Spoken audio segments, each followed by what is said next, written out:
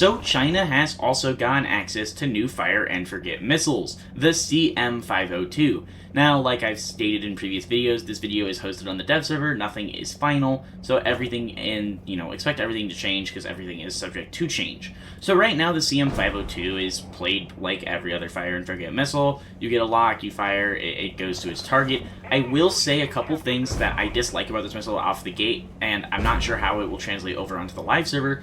The missile feels very sluggish. It doesn't feel maneuverable like the American Z-10ME and the Elmer for Russia. And so I do think that is probably going to be subject to change.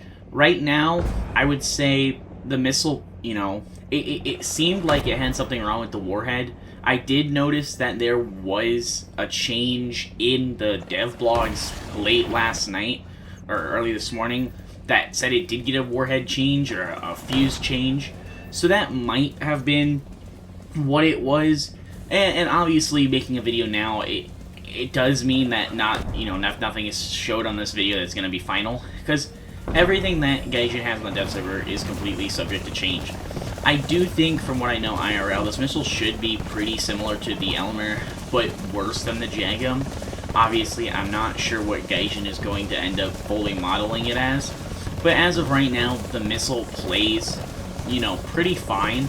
I wouldn't say that it had any real issues. I think the biggest thing with it was that it seemed very, very sluggish coming off of, and actually tracking towards target. Now, its host aircraft is the Z-10ME. This was the helicopter that's added to the Chinese air tree last major update. And I want to note, I actually think this was going to be one of the best carriers for the fire and forget missiles, simply because it has access to, while only losing 4 of the missiles, it can carry 8 of the TY-90, which is still some of the best air-to-air weaponry that is found in War Thunder for helicopters. And so this just means that the Z-10ME is now also going to have a very capable air-to-ground weapon, something that Chinese players have long asked for, because aircraft like the missile like the AKD-9, found on premiums like the Z-19, were kind of interesting, and the AKD-10 did fix most of those issues, but it is nice that China is getting access to the fire and forget version of their missile systems.